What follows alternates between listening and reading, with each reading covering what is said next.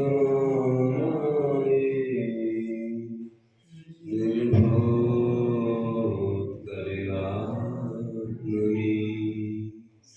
शालोकानां त्रिलोकानां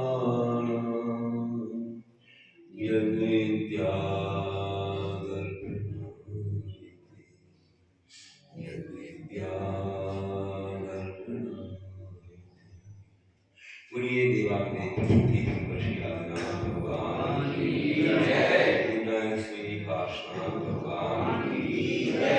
वर्तमान शासनायक श्री महावीर भगवान की जय। अहिंसा परमो धर्म की जय। आचार्य गुरुवर श्री विद्यासागर जी महाराज की जय। आचार्य श्री आदर सागर जी महाराज जी की आचार्य संघ की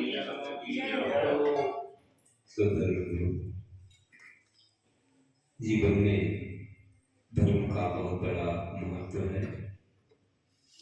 धर्म आत्मा की निर्मलता का नाम है। आत्मा की निर्मलता अपने भावों पर ही आधारित है। हमारे भाव जितने ज्यादा अपने आत्म कल्याण के बारे में निर्मल होंगे, शुद्ध होंगे, तो धर्म आगे बढ़ेगा। हम लोग सब अपना एक लक्ष्य बनाते हैं कि मुझे अनादिकाल से संसार में अनंतों बार इस संसार के दुख सुख मिले हैं। कोई शाश्वत नहीं है। जो भी मिलता है वह देखते देखते विलीन हो जाता है, नष्ट हो जाता है, छूट जाता है। कभी हम उसे छोड़ के चले जाते हैं, कोई हमारे साथ नहीं। एक माँ धर्मी हमारे साथ जाता है, धर्म से जो पुण्य हुआ है वही हमारे साथ जाता है, वही हमको इंद्र और चक्रवर्ती तीर्थंकर जैसा भी बना देता है। और वही कर्म जो हमने किया है पाप, वही हमको नरक में गोदादी की यात्रा की करा सकता है। सब हमारे कर्म जैसा बोएंगे वैसा पाएंगे। अपनी अपनी दुकान है, अपना अपना खाता, जो जैसी करनी करता वैसा ही फल आता विवाद है। इसलिए कहा है श्रियम कृतम कर्मिला फलम तदीयम लभते सुभाषितम फलेन दत्तं नदलभते सुखम श्रियम कृतम कर्मिला।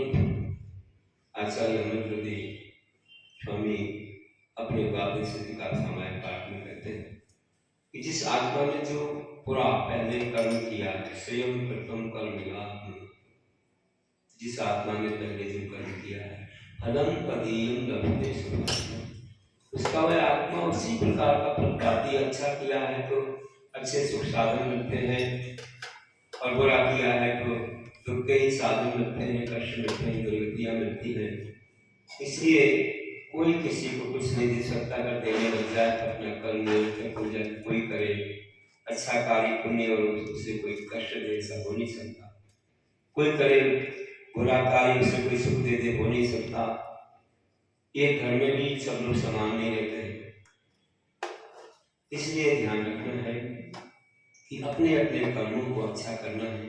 हम दूसरे को प्रेरणा दे सकते हैं, दूसरे को मार्ग में लगा सकते हैं, दूसरे को पुण्य का रास्ता बता सकते हैं, दूसरे को दुख से बचने का उपाय बता सकते हैं, लेकिन हम किसी के अंदर से दुख नहीं कर सकते। अपने ही कर्मों का फल मिलता है।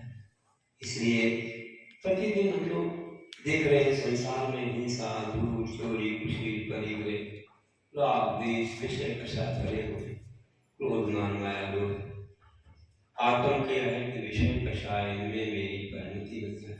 कहते हैं फिर भी परिणति चली जाती है, क्योंकि जैसे वातावरण में रहते हैं वैसे भाव भी भगवान के सामने आके कहते हैं सुनिए जिन अलग हमारी हम दोष के अति भारी, तिनकी अब निर्वती काजा तुम शरण नहीं। हे भगवान मेरी आलोचना सुन लीजिए, मैंने बहुत सारे पाप किए, उनकी निवृत्ति के लिए आपके चरणों में आए हैं। बस हमारे पापों को आप धो सकते हैं। कैसे? हमें मार्ग बता के हमारे पाप धुलेंगे। भगवान तो ऐसे धोने वाले नहीं, कहने में साफ। उनकी निर्वृत्ति के लिए आए हैं, तो भगवान ने अपने उपदेश से हमें पापों को धोने का उपाय बता दिया कि तुम ऐसा करो, तुम्हारे पाप धुल जाएंगे। जिससे दर्पण तुमको दिखाता है कि तुम देखो देखो हमारे अंदर तुम्हारी कालिमा दिख रही है, तुम उसको साफ कर लो तो सब सुंदर हो जाओगे। वैसे भगवान के दर्पण में हमें आत्मा दिखती है कि हमने कितने पाप किए। राग देश भगवान कैसे जीतलाग बैठे हैं, प्रसन्न मुद्रा में है, उन्हें कोई राग देश नहीं जिसने राग देश का हमारे जीते सभी ध्यान दिया, सब जीवों को निष्प्रिय हो उपदेश। ऐसे महान आत्मा है, तो हमें उनसे सीखने को मिल जाता है कि हम कैसे शांत बने, हमारी मुद्रा कैसे शांत हो जाए, कैसे हम वीतराग हो जाएं, कैसे हम बिल्कुल क्षमता के धारी बन जाएं।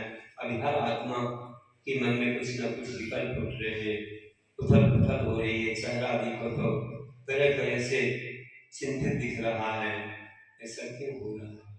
क्योंकि face index in the heart, ये अपना से चेहरा जो हृदय की अभिक्रमणिका है, जो हृदय में होता है वही अपने चेहरे पर आता है। अंदर में आनंद है तो बाहर नहीं झलकेगा, अंदर में दुख है तो बाहर नहीं झलकेगा। चेहरे से मालूम पड़ता है कि अंदर में क्या है, बहुत कुछ तो मालूम पड़ ही जाता है। तो प्रभु के चरणों में आकर के, उनके दर्पण में देख करके हम अपनी आत्मा की कालिमा पापों को धो लेते हैं। प्रभु पवित्र पावन में पावन चरण में आए, बस आपके चरणों में आया हूँ, मैं तो पतित हूँ, आप पावन हैं, बस मुझे आप ही पावन बना लीजिए। और क्या चाहिए? तो कुछ नहीं चाहिए, एकमात्र मुझे मोक्ष चाहिए है। तो मोक्ष जाने के बीच में अनेक अनेक अनेक स्थान मिलेंगे, मुझे उसकी चाहना नहीं है, मैं तो मोक्ष चाहता हूँ। आपने पारसनाथ स्टेशन का टिकट कटवाया था, बीच में बनारस सब मिलेंगे, यहाँ से जाओगे कोई सपना भी मिलेगा, है ना, और कहीं किसी कुछ रास्ते में इलाहाबाद भी मिल सकता है, बनारस भी मिल सकता है, और भी फिर आगे आपके पास में स्टेशन पहुंचोगे। तो मोक्ष के लिए हम पुरुषार्थ कर रहे हैं, और मोक्ष जाने के पूर्व हमको स्वर्ग भी मिलेगा, चौथा काल मिलेगा, राजा महाराजा की अवस्थाएं भी मिलेगी, सब कुछ मिलेगी, चक्रवर्ती तीर्थंकर भी बन सकते हो, और अंतर मोक्ष मिलेगा। लेकिन चाहना हमको एक ही है, मोक्ष। बीच के पद तो सब छूटने वाले, वो तो मिल ही जाते हैं। बीच का स्टेशन मिलेगा क्यों कि नहीं मिलेगा, इसकी क्या चिंता करना, तो मिलेगा ही। आप थोड़ा बहुत उतर भी जाएंगे नीचे, लेकिन सीटी बजने के पहले आप बैठ जाओगे, नहीं तो वहीं छूट जाओगे, गाड़ी चली जाए। ऐसे हम लोग अनादिकाल से कुछ कई बार तो हमने मोक्ष का सोचा होगा, कुछ बड़े होंगे आगे, नहीं तो बीच के स्टेशन पर रुक गए और गाड़ी चली गई, हमने ध्यान नहीं दिया। अब इस बार तो कम से कम हमें उस गाड़ी में बैठ करके अब स्टेशन पर समय नहीं लगाना है, तो आगे बढ़ती है। अब हमें गुरु लोग मिल गए, उनकी गाड़ी मिल गई, इसमें हम बैठ गए और गाड़ी सीटी बजाए, उसके पहले हम सवार होकर चले जाए, क्योंकि कोई भरोसा नहीं, कोई किसी के साथ नहीं रहता, सब स्वार्थ के सगे हैं, अपने अपने सुख को पिता को गुजारा, है ना। लिखा है श्लोक देश में, क्या लिखते हैं कि दिग देश से खगा एक संग संधि लगे लगे, स्व स्व कार्य साथ जानती देश के दक्षिण लगे लगे। दिशाओं से, दसों दिशाओं से, चारों दिशाओं से, दिशाओं से आकर के वृक्ष के एक डाली पर, वृक्ष के एक डाली पर पक्षी आकर बैठ जाते हैं, कलरव करते हैं, चींची चींची करते हैं, कहते कितना बड़ा मेरा परिवार है, लेकिन एक रात रहते हैं। प्रातः होती है और देश से दक्षिण फिर प्रातः होती अपनी अपनी दिशाओं में चले जाते हैं, तोता कहीं, मैना कहीं, कौवा कहीं, बगुला कहीं, सब अपनी अपनी दिशाओं में जाते हैं, जिसको जहाँ अपना उधर पोषण करना है, जहाँ दाना पानी में चले जाते हैं। वैसे ही हम लोग एक परिवार में आए, एक परिवार है, एक घर है, घर एक वृक्ष है, और वहाँ के कमरे में रह रहे हैं, एक एक डाली पर जैसे पक्षी रहते हैं, सब मिलते जुलते कहते देखो मेरा परिवार है। कोई एक रात की बात थी, कुछ घंटों की बात थी, ये कुछ वर्षों की बात है। सबकी आयु पूरी होती है, और कोई कहीं राजा सड़क नीचे, रानी छेड़ना ऊपर, रावण के पुत्र ऊपर, रावण नीचे। बताइए कृष्ण कहाँ, उनके पुत्र कहाँ? तब तुमने कहाँ मोक्ष गिरनार की चोटी, रावण के पुत्र बावन गजा से मोक्ष। बताइए ना, कौन कहाँ जा रहा है? इतने बड़े चक्रवर्ती और अर्ध चक्रवर्तियों का जीवन का क्या हुआ? कहाँ मारीची कुमार आदिनाथ के कुटुंब में हुआ और उस कहाँ कहाँ भटका हुआ। और आदिनाथ कहाँ अनंतवीर, बाहुबली, भरत आदि सब मोक्ष चले गए, लेकिन वह भटका मिथ्या मत चलाया और 42,000 वर्ष कम एक कोड़ा कोड़ी साल में तुम भटक गए। तो फिर महादेव की करो, इतना काल भटका, किन गतियों में गया होगा। विचार करिए, कोई भरोसा नहीं है जीवन का। इसलिए हमें कुछ कर लेना है इस जीवन में। तो आचार्य ने उपदेश दिया कि अपना कल्याण करो। कैसे करोगे? कि रोज आत्मा हमारी गंदी हो रही है, आपका शरीर गंदा होता है, वस्त्र गंदे होते हैं, आप साबुन लगाते हो, स्वच्छ कर लेते हो, नहीं तो लोगों का कारण बनेगा, बदबू आएगी। आत्मा भी रोज गंदी हो रही है, हिंसा, झूठ, चोरी, खुशी, परिग्रह आदि से, रागद्वेष से, विषय का सायन से। उसको कौन सा साबुन लगाना है? बाजार में तो मिलता है भैया, कोई मिलता हो तो बताओ, कोई नाम हो यार, मैं आत्मा को साफ करने का साबुन। उसका साबुन तो नहीं मिलता। भगवान के चरणों में हमारे तीर्थंकर में बताया, आत्मा को साफ करने का साबुन हमारे गुरु बता रहे हैं क्या है। हमारे गुरु भी अपनी आत्मा को साफ करते हैं रोज। कैसे करते हैं बताओ? 6 आवश्यकों के द्वारा करते हैं। सामयिक, समता बोलते, स्थिति, वंदना, प्रतिकोण, प्रत्याख्यान, कायुषम, 3-3 बार करते हैं 24 घंटे। जब कितने पापों के त्यागी है फिर भी करते हैं। और आप लोग इतने सब करने के बाद क्या करते हो? आत्मा को साफ करते हो, प्रतिक्रमण करते हो। अतिक्रमण ज्यादा होता है, प्रतिक्रमण। महाराज जी कुछ रास्ता बता दे तो आप अपने पापों को दूर हुए, पुण्य को बढ़ा दोगे। ताकि लोग क्या कर सकेंगे भैया? हमारे जैसे तो तुम नहीं बैठ सकते 3 बार सामायिक प्रतिक्रमण नहीं कर सकते, क्योंकि तुम्हारा अटैचमेंट अभी घर से मोह है। कुछ धर्म कर लेते हो भैया, कमाया है तो कुछ कर दो, अच्छी धर्म कर्म कर लो, हमारे पाप कट जाएंगे, पुण्य बढ़ जाए, ये भावना तो आती है। तो ध्यान रखना, आप लोगों के लिए साबुन के संबंध बताए हैं। आचार्य पद्मनंदी कहते, पद्मनंदी पंचमी सिद्धिका में, कि आत्मा को साफ कर दो। 6 कर्मों के द्वारा, मुनिराज तो 6 आवश्यक पालते हैं, आपको 6 कर्म करना है। देव पूजा, गुरुपास्ति, स्वाध्याय, संयमस्तपा, दानम चेति गृहस्थानाम, 6 कर्माणि निधि।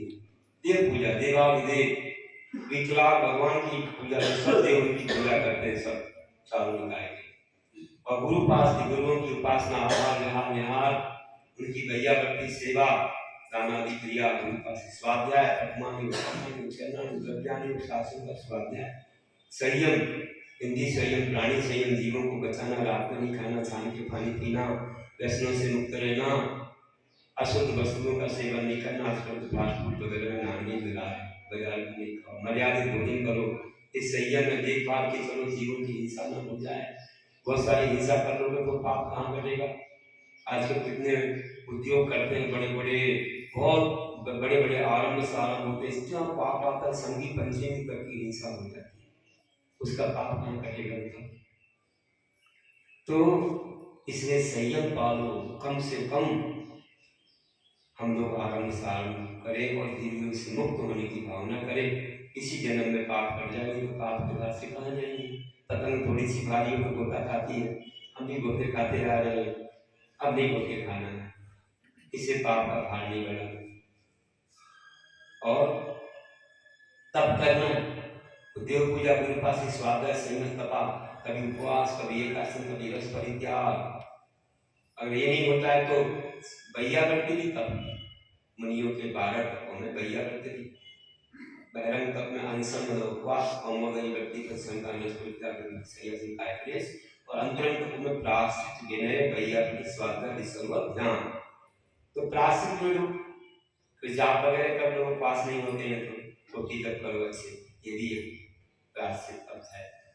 कोई छोटे मोटे और भी कोई गुरु बता देंगे तुम्हें क्या करना, कोई स्वाध्याय करना प्रायश्चित के रूप में, कि तुम्हें कुछ त्याग करना, कोई दान धर्म करना, विनय पाल लो अच्छे से, देव साथ उनकी विनय करो, उठ के खड़े हो जाओ, उनके पीछे चलो, उनके नीचे बैठो, उनकी बात मानो, उनके प्रति विनीत होना। क्लास से बोले भैया व्रत करो, खूब सेवा करो, महाराज जी की भैया कलाएं करने लगे। हमने कहा भैया मैं तो, मेरे पास शक्ति है, आप क्यों कर रहे हो? उनकी इच्छा है मुझे करना है, क्योंकि मुझे भैया व्रत करके अपने कर्म कर सके। आपको तो आवश्यकता नहीं है, हमें तो आवश्यकता। तो ऐसा करते हैं लोग। तो क्लास से देना भैया की स्वाध्याय, ईश्वर कालेश्वर और ध्यान करना, मेडिटेशन बहुत मूल है।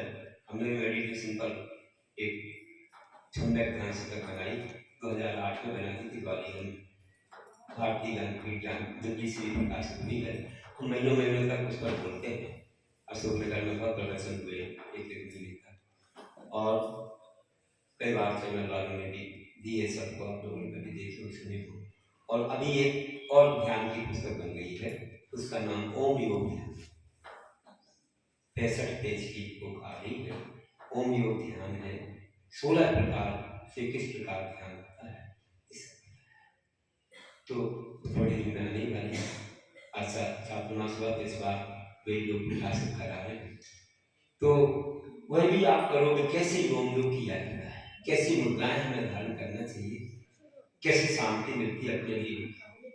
तो ऐसे कई प्रकार के ध्यान है, कोई भावना में करा कर हमको उपयोग करना। लेकिन ओम में सब कुछ गर्भित है। ओम में पूरा ब्रह्मांड, पूरा द्वादशांग, और ओम में 500 परमेश्वरी, ओम में सब कुछ, ओम के बाहर कुछ भी नहीं। तो मैं ओम योग ध्यान कर रहा था, बताता हूँ ओम में कैसे 500 परमेश्वरी समाये। अब आपको वक्त नहीं है, अपन थोड़े समय में कुछ चीज समझ लें। तो कह रहा हूँ कि ऐसा ध्यान भी करना जिससे कि कर्मों का क्षय होता है। सारे कर्मों का क्षय तो ध्यान से होता है, उसी से मोक्ष होता है। ध्यान रूपी अग्नि जो है कर्म के ईंधन को जला देती है। फिर सिद्धों पे कोई ध्यान नहीं होता है, क्योंकि ईंधन जब तक है तब तक अग्नि होती है, ईंधन खत्म अग्नि खत्म।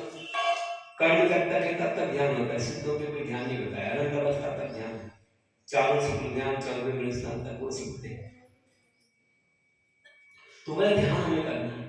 तो ये सब आवश्यक पालन कहा दिने दिने, किसको? गृहस्थान, गृहस्थों के लिए रोज करना है।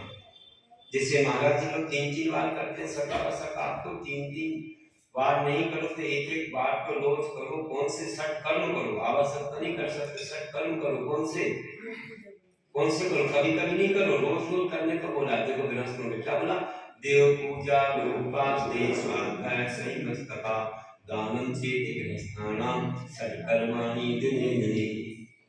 ये सावन के समान है। एक दिन भी नहीं लगाया तो पाप बढ़ जाएंगे, तो तुम क्या करोगे? इसे मुनियों के 10 धर्म बताए, उत्तम, क्षमा, मार्दव, आर्दव, शौच, सत्य, संयम, तप, त्याग, अहिंसा, ब्रह्मचर्य। मुनियों के 10 धर्म। तुम्हारे कितने धर्म हैं? हमारे सिद्धांत शास्त्रों में बताए 6 कर्म है, और धर्म है 4 धर्म बताए। कौन से? सिद्धांत शास्त्र बताए। क्या बोला? दानम, पूजन, शील, उपवास, सावयान, चहुर्वेद। दान, पूजा, शील और उपवास, सावयान श्रावकों के 4 धर्म में। इस सिद्धांत शास्त्रों में सूत्र है 4 धर्म तुम्हारे। 10 दर्शन धर्म को साधना के रूप में करते हो मुनियों की, लेकिन 4 धर्म जो कौन से? दान, पूजा, शील और उपवास। अब जितनी शक्ति है सब करता है। कोई उपवास नहीं कर सकता, शील का पालन कर ले, ब्रह्मचर्य पालन या तो व्रतों का सब पालन। पूजा कर ले, पूजा भी नहीं करता, दान कर दे। अब बड़े बड़े लोग लगते, बड़ी बड़ी पार्टियां रहती, उनको समय नहीं, बहुत परिग्रह रहता उनका, संसार का तो बहुत चिंताएं रहती उनको, ये फोन वो फोन, ये कोर्ट में कचहरी, उनको पूजा करने का समय। रात में लेट हो जाते, दिन में लेट होते, क्या करते? दान करते, बड़े बड़े एक धर्मशाला बनवा दी, एक मंदिर बनवा दिया, महाराजों की तीर्थ यात्रा करवा दी, कोई भी अच्छे कोई काम करा दिए। ये दान कर लेते। दान करना बड़ा सरल है, पूजा करना कठिन है। पूजा करने को समय चाहिए, जल्दी उठना, जल्दी आना। अभिषेक हो गया तब भी उठ रहे, सब कुछ हो गया, तब क्या करेंगे? कहां से कर लेते? दान कर दो भैया, अपने पास पैसा करो, उससे पुण्य कमा देते हैं। तो गुरु लोग को रास्ता बता देते हैं, कैसे न कैसे आपके पाप भूल जाए। इतने आरंभ सारंभ हो रहे, इतने पाप हो रहे, फैक्ट्री में कितनी हिंसा हो रही है, कितनी मशीनें चल रही, कहाँ कहाँ हिंसा आरंभ सारंभ हो रहा है, वो पाप कहाँ से होएगा? तो वो रास्ता बता देते, चलो ये कर लो, तुम्हारा पुण्य बढ़ जाए, इसीलिए ना तुम्हारा पाप से हो जाए, तो बता देते हैं। जैसे दान पहले नंबर है। दान किसको बोलते हैं? दान की परिभाषा है, दा धातु से बनता है, जो देने अपनी का संस्कृत में दादाने ये सब होते हैं। और दान की परिभाषा है तत्काल सूत्र में कि अनुग्रहार्थम सत्साति सर्वदान। कुमार स्वामी कहते हैं अनुग्रहार्थम मतलब परोपकार के लिए स्वस्थ मतलब अपने धन का जो अतिशय देना है, क्या करना उसका नाम दान। क्या बोला? अनुग्रहार्थम सत्साति सर्वदान, अनुग्रह के लिए स्व धन आदि का अतिशय त्याग करना। आगे धन व्यवहार जो भी अपने पास है तो दे सकते हैं। 4 प्रकार के दान होते हैं। दान कितने प्रकार होते हैं? कौन कौन से होते हैं? ठीक है, आप लोग बोलते हो आहार दान है या आहार दान है, औषधि दान है, आदि आदि आप बोल शास्त्र। लेकिन इसके अपेक्षा एक ज्यादा परिभाषा है आचार्य सुमंत स्वामी ने बताया कि 4 दान कौन से होते हैं। पंडित लोगों ने तो शास्त्र दान लिख दिया, अभय दान लिख दिया। उनने कहा अभय दान तो चारों ही दान अभय दान जीव रक्षा के लिए, तो शास्त्र दान उपकरण दान में आ जाता है। उपकरण दान बहुत ही चीजें आ जाती है। आचार्य सुमंत स्वामी कहते हैं आहारो सद्गोरक उपकरणावासे वसुदाने में कय्यावृत्तम मृगते सतदा तीन सतरस्ता। 2000 वर्ष पहले लिखा उन्होंने रत्न सावकाचार। उसने 4 दानों के नाम कौन से लिए? आहार, औषध, उपकरण और आवास। तो बोले अभय दान साधना कहाँ गया? इसी में आ गया। देखो अभय दान मतलब जीव रक्षा, जीव रक्षा को 4 दान दिए जाते हैं, आ गया। और आहार आहार दान, क्योंकि आहार देने से ही साधु की तपस्या होती है। पूरे आवश्यक आपको दिए 24 घंटे के धर्म सुनाएंगे, शास्त्र की रचना करके धर्म कैसे चलेगी? तो मूर्ति कौन बताएंगे कैसे बनाई जाती है, कैसे उनका दमन किया जाता है, कैसे मंदिर बनाया जाता है, कैसे शास्त्र क्या है। अगर गुरु नहीं होंगे तो कुछ नहीं होगा। सबसे पहले नंबर आहार, आहार से शरीर चलेगा, शरीर से सब धर्म होगा। औषधि दान, औषध दान देंगे शरीर स्वस्थ रहेगा। और फिर उपकरण दान, उपकरण में क्या आता है? पहले नंबर इसके 700 एक ज्ञान उपकरण, एक इच्छी सही उपकरण जीवों की रक्षा के, कमंडलों 100 उपकरण। अब शास्त्र आ गया ना इसमें, तो इसमें और भी उपकरण जो मंदिर में आप पूजा के बर्तन छत्र चामर जो भी वेजिटेबल जो भी मंदिर में धर्म को काम है वो सब उपकरण, जो भी धर्म के लिए सहायक बन रहा है उपकरण, पापों के लिए धर्म के। तो उपकरण जो उपकरण दान हो गए। फिर आवास दान, ये क्या है? ये आलय, आवास का आलय बोल। एक ही बात, कोई जिनालय बनाया, ये आवास होकर भगवान रह गए, हम भी बैठ जाते हैं, आप पूजा करते हैं। ऐसे ही आप कोई और बनाते हो, कौन सा बनाते हो आप? जैसे कोई भी संत निवास बनाते हो, वो भी आता ही है निवास। विद्यालय बनाते हो, जैसे विद्यालय, औषधालय बनाते हो, है ना। तो ये सब आलय और ये आवास, ये सब चीजें इसी में आती है। इसका नाम है आवास, जहाँ धर्म करते हैं। अगर धर्मशाला तो बना देते हैं, लेकिन धर्मशाला में धर्म नहीं होता, नाम की धर्मशाला कर्म होते हैं। शादी गाय को दे दिया, बाट में भी मिल जाए, रात में खा रहे जनी धर्मशाला है। जितने निदान ये सबको पाप मिल रहा है, क्योंकि पाप क्यों हो रहे हो? कुछ धर्म का आदि हो तो पुण्य मिले। धर्मशाला तो वह होती है यहाँ पर ये सब संसार के काम नहीं, ये तो धर्मशाला है। अब क्या कीजिए, धर्मशाला को कर्मशाला मत बनाओ, वहां पर अच्छे कार्य और नियम बनाओ। रात में भोजन नहीं मिलेगा, चमी कम नहीं होंगे, यहाँ पर कोई दर्शन नहीं होगा, अच्छे कोई व्यक्ति लोग रुकेंगे, या अच्छे अपने ही जैन लोग उसमें कुछ कार्यक्रम कर सकते हैं। दिन में होंगे सब खाने पीने के काम। ऐसे नियम बनाओ तो सबको पुण्य मिलने लग जाए। जैन धर्म का पालन होगा तो सब ट्रस्टियों को और सारे लोगों को, जितने भी कमेटी वाले, सबको पुण्य मिलेगा। और वहाँ अगर कोई दर्शन करेगा, रात में गाएगा, जनी करता है, तो पाप सबको मिल जाएगा, सबको बच जाएगा पाप, ये तो पुण्य बच जाएगा। नियम बना लो, नियम बनाने के बाद क्या कि भैया सर, अब आजकल तो वैसी शादियां लोग यहाँ कर ही नहीं रहे, सब गाड़ियों में कर रहे हैं। बड़े लोग सब बाहर ही करते हैं, छोटे लोग करते हैं। छोटे में भी हमारे लोग, छोटे तो बात मान रहे थे, बड़े नहीं मानते। छोटों को आप नियम बनाओगे, सब मान रहे कि भैया ठीक है, शक्ति नहीं तो धर्मशाला में कर रहा है कार्यक्रम, दिन में करना है, सब कुछ हमें मानने में बात को बड़े नहीं मानते, तो बड़े तो बाहर ही जाते हैं बड़े बड़े स्थान। और बाकी काम ये है तो आप जैसा नियम बना रहे पालेंगे नहीं पालेंगे तो नहीं देंगे, दे रहे हैं। क्या पैसे की आवश्यकता है, इतना पैसा नहीं चाहिए, हमारे अंदर खूब आ जाएगा, धीरे धीरे विकास हो जाएगा। समझे ना, महात्मा गांधी ने एक बात कही थी, जब उनको कहा कि आप विदेशी लोगों से लड़ नहीं रहे हो, आप अहिंसा हिंसा करते हो, कैसे देश उत्पन्न होगा। उन्होंने कहा कि बंदूक ले लो हाथ में, बोले मुझे नहीं लेनी, मेरे विकास में 1 वर्ष की अपेक्षा 10 वर्ष लग जाए, लेकिन मेरे साथ पवित्र होगी। अब जल्दी जल्दी पैसा कमा करके वो पाप कमा रहे हो, क्या मतलब है, क्या करना है आपको, जो पाप होने के लिए धर्म कर रहे हो उसी में पाप हो रहा है। पानी गंदा हो गया, अपना कपड़ा कैसे साफ हो, नहीं समझे। इसलिए बोल रहा हूँ कि धर्मशालाओं को कर्मशाला मत बनाओ, सीधी बात नियम बना दो वहां, और उसी बात की श्वेतांबर की बहुत बड़ी धर्मशाला है, बहुत बड़ी, 5000 लोग बैठे, तिरुवन्नामलाई में 15 लोग, हमको 15 दिन ठहराया उन्होंने, कन्वेंशन हुई सब हुई बीच में।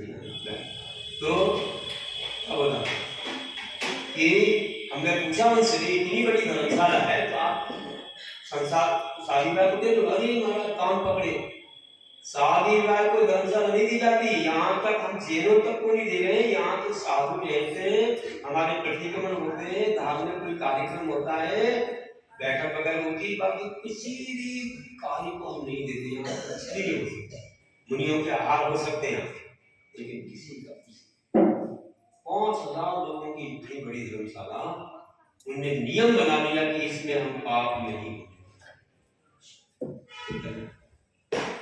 तो क्या करना है, अपने पास तो इतना पैसा आ रहा, बैंक में इतना बड़ा भूषण खाने को पोल्ट्री फार्म को लोन दे रहे, अब का क्या काम है बैंक का पैसा, क्या काम, अपने इतना है इसे जीर्णोद्धार हो जाए, सब हो जाए। अब धर्मशालाओं को अगर हम ऐसा पैसा कमाने में देंगे तो पैसा तो बढ़ेगा और तो बैंक में जाएगा, तो क्या होगा, उससे अपने धर्म के लिए करो, धार्मिक बैठे अपन लोग अच्छे, अपने कोई भी रिश्तेदार को आए तो बैठ जाओ, कोई भी ऐसी मीटिंग हो जाए, बोला हुआ होता है, बैठक होती है, पाठशाला चलती है, साधु आते हैं रुकते हैं, व्यक्ति आते हैं रुकते हैं, कुछ ऐसे काम करो, लेकिन वहां पर ऐसे काम बिल्कुल नहीं ना, पता है देखो हम तो किसी का हाथ नहीं पकड़ सकते, साधु उपदेश दे सकते हैं, ये आपका काम है, अगर आपको पुण्य से अपनी आत्मा को भरना है तो पुण्य करिए, नहीं तो जो करना है आप करिए, हमारा तो उपदेश देना काम। तो ऐसा 4 प्रकार के दानों, बोलो नहीं, बैठ जाओ, बैठ के जाओ, बैठ के सुनना, अरे भाई तो क्यों बोल रहे हो, मुझे बोलना, बैठ जाओ। तो बोल रहा हूँ कि बीच में आवाज नहीं आएगी, आवाज सब जगह पहुंचती पूरे भारत में, समझे, भारत के बाहर भी जाएगी, तो इसलिए ध्यान रखिए कि कैसे हम लोग महान बनाए अपने जीवन को, तो 4 प्रकार के दानों में इतना महान है, एक छोटा सा दान कितना बड़ा काम करता है कि एक महाराज जी आए और आकर के मंदिर के प्रांगण में, खुला हुआ था प्रांगण, अंदर का भाग बंद हो गया, ठंडी का अवसर था, नीचे से स्थान बैठ गए, बैठे और सुबह हुई, बहुत वर्षों के बाद महाराज जी आए थे और वहां राजा थे, तो राजा भी सुबह दर्शन को आते थे, तो क्या हुआ, माली और मालिक वगैरह आते हैं, उन्होंने क्या किया, वृक्ष लगे थे, पत्ते इकट्ठे हो गए, सारे पत्तों को इकट्ठा करके ये कोना की करके नग्न है, राजा देखेगा तो क्या बोलेगा, पूरे पत्तों से महाराज जी को ढक दिया, महाराज जी ढक दिया, वो पत्तों में धूल थी तो महाराज को खांसी भी आने लगी,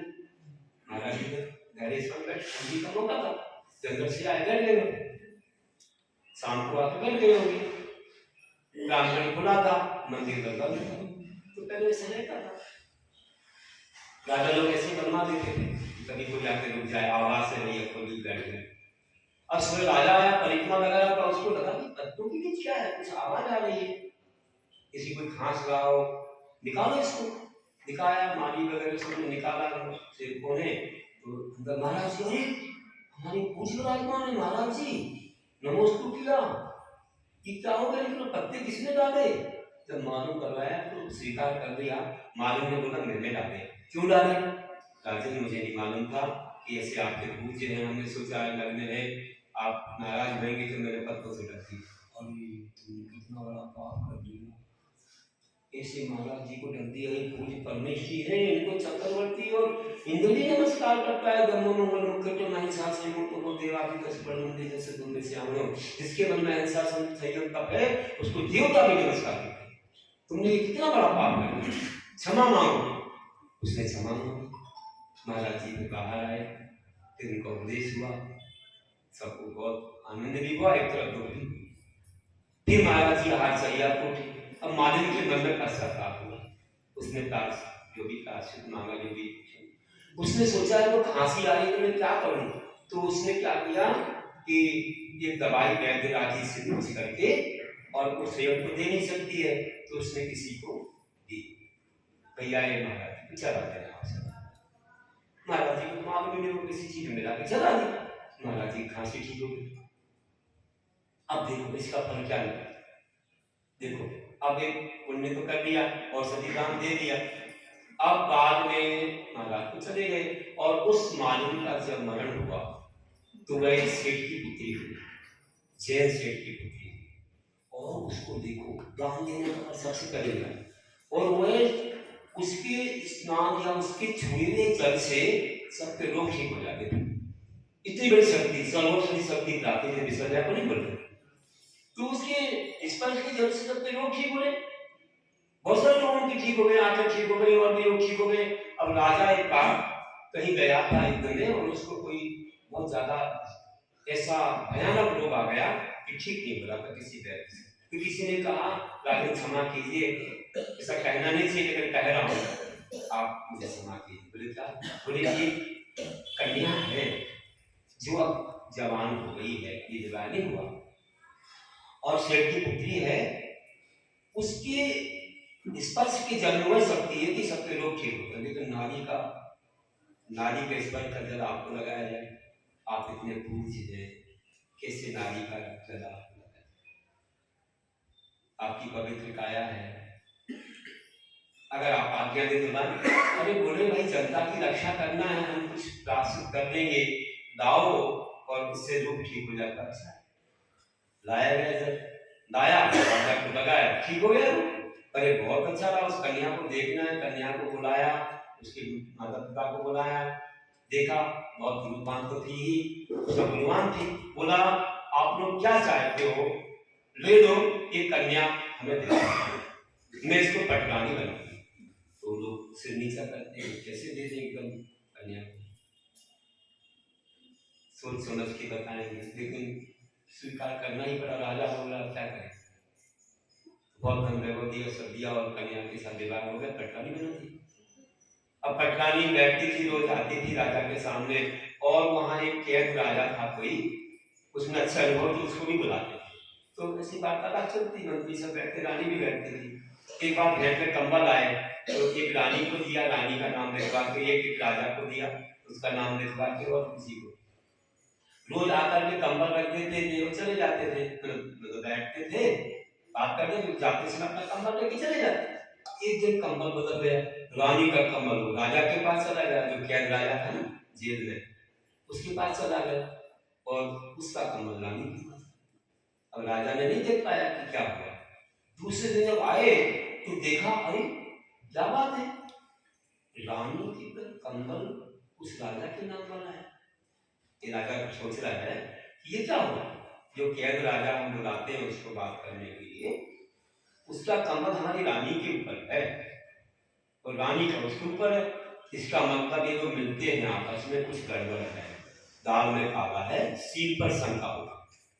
राजा की आंखें लाल लाल हो गई, देखता और दोनों को बांधो, जोर से अच्छे बांधो, जाकर के गहरे जल में फेंक। ऐसे करते हैं लोग, धोखा देते हैं, माया जाल करते हैं। दोनों को बांधा और जल में फेंका, लेकिन उनके सील में कोई दोष था, लेकिन जो दोष देवों ने आकर के उनको आसन पर बैठा दिया, देवों ने अभिषेक कर दिया, जय जयकार हो गई। ये बात राजा को मालूम पड़ी, राजा भागते भागते आया और रानी से क्षमा, मैं तो नहीं जानता था कि तुम्हारे पास इतना सील, विश्वास नहीं करा, कंबल ऐसे बदल गया हुआ रखने में, लेकिन राजा को विश्वास नहीं। फिर राजा ने सम्मान के साथ इसे लाया, और लाते समय बीच में महाराज जी मिल गए, तो महाराज जी से पूछा, महाराज जी मैं बताइए कि मेरे कैसे कर्मों का है फल। ये समय एक तो हमारी ऐसी शक्ति मिली कि मेरे शरीर के जल से लोग ठीक होते, और एक तरफ मेरा अपराध हुआ कि पूरे देश में नाम बदनाम हो गया कि सीट पर दोष करा और पानी में डूबा। अब देवों का अतिशय हुआ तो भी सबको मालूम पड़ गया कि रानी में दोष है, लेकिन ये क्यों हुआ? तो महाराज ने कहा, देखो जिस समय तुमने मुनिराज पर धूल डाली थी, पत्ते डाले थे मालिन अवस्था में, उस पाप कर्म का फल अब मिला। तुमने मुनिराज को भूषित किया था, आज तुम्हारा शील भूषित हुआ, इसलिए तुम्हारे, लेकिन कुछ था नहीं। और तुमने जो दान दिया था औषधि दान, उसका फल तुम्हें पहले मिल गया। तुमने औषधि, उसका फल पहले मिल गया कि जन्म होते तुम्हें सर्वोच्च शक्ति प्राप्त हुई, और मुनिराज के ऊपर जो धूल डाली थी उसका फल अब मिला, तुम्हारा नाम डाल। इसलिए ध्यान रखना, कभी नाम नहीं करना। और दान के प्रति छोटा सा दान, एक दिन की औषधि का इतना बड़ा फल है, तो जो दो आहार देते रोज औषधि देते उनको कितना बड़ा फल मिलेगा। धन्यो धन्यो धन्यो। इसलिए ध्यान रखना, 7 प्रकार के दान कितने बड़े बड़े फल देते हैं। क्षति का आचार्य सुनो ने कहा, अच्छी भूमि में अगर तुम अच्छा खाद पानी का कुछ अच्छा बीज डालो, बटका छोटा सा बीज भी कितना बड़ा फलता, इतनी छाया अपने फल देता है। ऐसे अच्छे पात्र को दिया गया दान, अच्छे मुनिराज को अच्छी जगह, अच्छी साधना वाले, अच्छे शास्त्र से चलने वालों को छोटा सा भी दान, वो चक्रवर्ती जैसे जीतू करने से फल को दे देता है। इसलिए बहुत महान है चीज। तो हम लोग ऐसे काम में आगे बढ़े, अपने दुखों में आगे बढ़े, कर्म करें जीवन में। अंत में 4 लाइनें बोल करके पूरा करूँगा कि जीवन कितना महान है, हम लोग इस पर आगे बढ़े चले, धर्म को अपना मीत बनाएं और आगे बढ़ते चले जाएं। कि दिन कब बीते हैं केवल हम बीत जाते हैं, कहते हैं ज्ञानी लोग, दिन कब बीते हैं केवल हम बीत जाते हैं, घड़े से घड़े फूटे भर हो स्वयं बीत। दिन कब बीते हैं केवल हम बीत जाते हैं, घड़े फूटे भर हो स्वयं बीत जाते हैं, लेकिन जो बना देते हैं धर्म को अपना मीत,